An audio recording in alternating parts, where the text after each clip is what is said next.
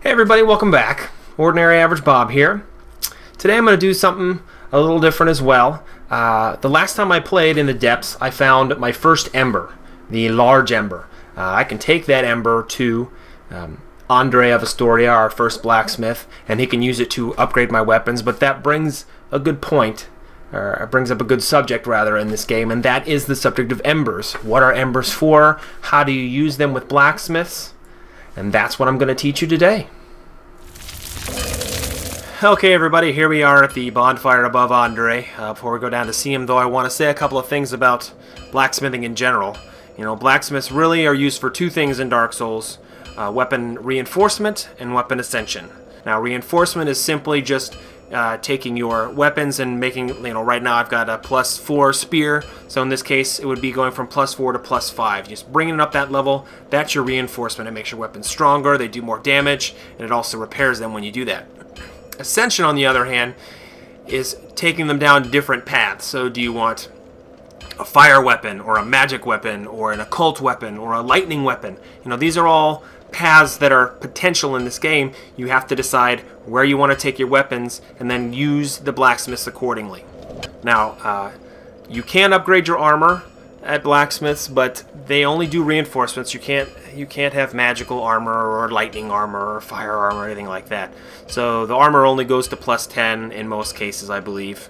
The weapons, though, that's where you get reinforcement and ascension.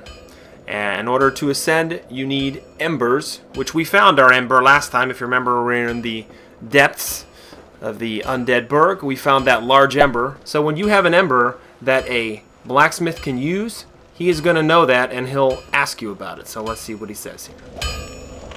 Ah, why, that's a fine ember you have there. I could smith some mighty weapons with one of those. Why not lend it to me? Well, yes, we're going to lend it to you, sir. Magnificent! You won't be disappointed. I'm sure I won't be disappointed. I can hardly wait to get started.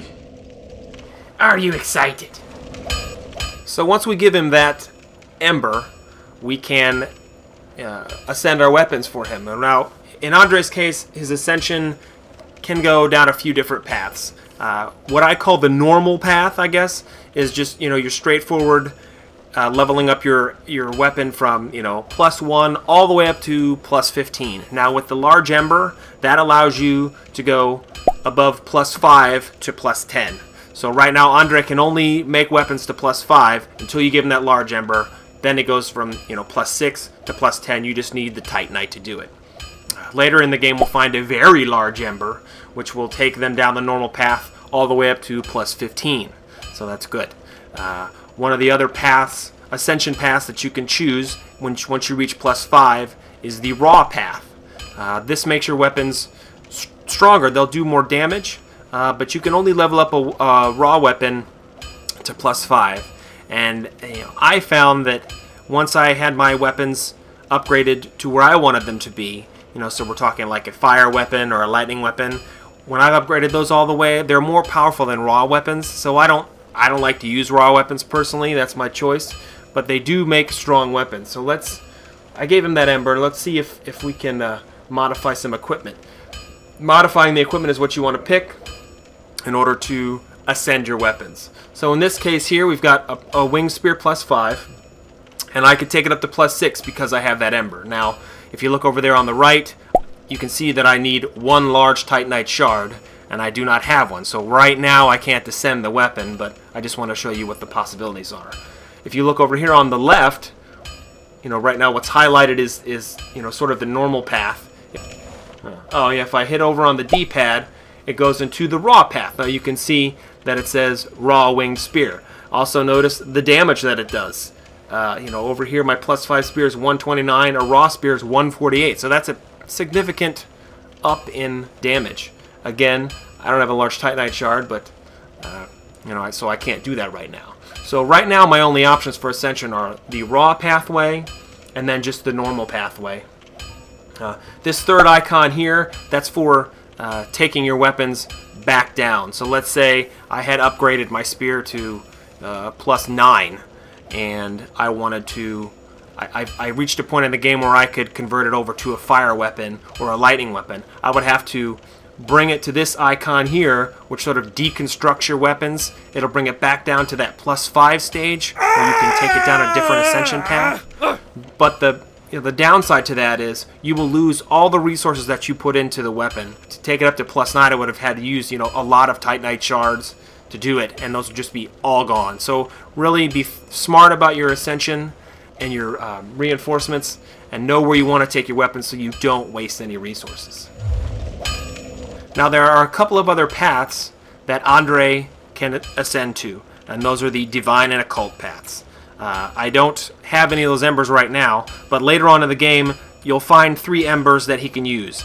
The divine ember, the large divine ember, and the dark ember. Now the divine ember will take you down the divine path, obviously, and your weapons will be called blessed. Blessed weapons in this game, I think, are awesome. I try to have one weapon that's blessed, because what it will do is later in the game you reach an area where you have to fight lots and lots of skeletons, and the skeletons will come back to life until you kill their seer, their mage, because he can bring them back to life. If you have a blessed weapon, it kills the skeletons and they stay dead. That is crucial to getting through those parts, because you will be overwhelmed with skeletons and they'll end up killing you, and it's very frustrating. A lot of times you can't find the seer in there who's reviving all the skeletons right away. So get a blessed weapon. It's gonna save you. Once you reach the blessed weapon +5, then you can choose to go down 2 other paths. You can go further down the blessed path and go all the way up to +10, or you can go down the occult path, and that will go to +5. Now occult weapons, I don't really know what the benefit is. I know that sometimes they do more damage against really specific enemies in the game, but I don't usually use them. I keep my weapons blessed, and I think that's a smart move to do. Alright, so those are Andre's reinforcement options. As you can see, like every blacksmith in this game, he's very important and they're very helpful. They can also do other things. You can look on this menu here. Obviously, reinforce weapons, we've gone over that. Reinforce armors, we've done that too. And repair equipment, those are all very important things that blacksmiths can do. However, look here under purchase items. Andre sells things that allows you to do all of that stuff for yourself. Right down here we've got a weapon smith box and an armor smith box.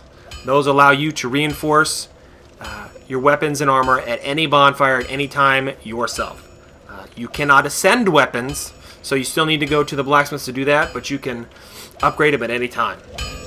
The repair box here also allows you to repair anything that you want at any bonfire. So instead of having to go to if you're out in the middle of nowhere and you just smashed your Drake sword into the ground and you broke it, you can hopefully make it back to a bonfire and repair that.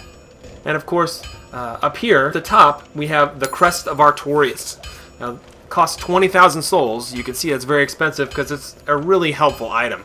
It opens up a shortcut into the Darkroot Basin, and that is an area that we have to get to later, but if you don't have that shortcut opened up, you have to take a really, really, really long way around to get to some of the points in the game, and it's just nightmarish and not very efficient. So a lot of times I will farm souls and just make sure I get enough to buy that so that I can take that shortcut. It takes a lot of time off the game and makes life a lot easier. And like most blacksmiths, they has a shop that he's going to sell weapons, he's going to sell arrows, and that's pretty typical for blacksmiths. Alright, so that's Andre in a nutshell. He's very helpful.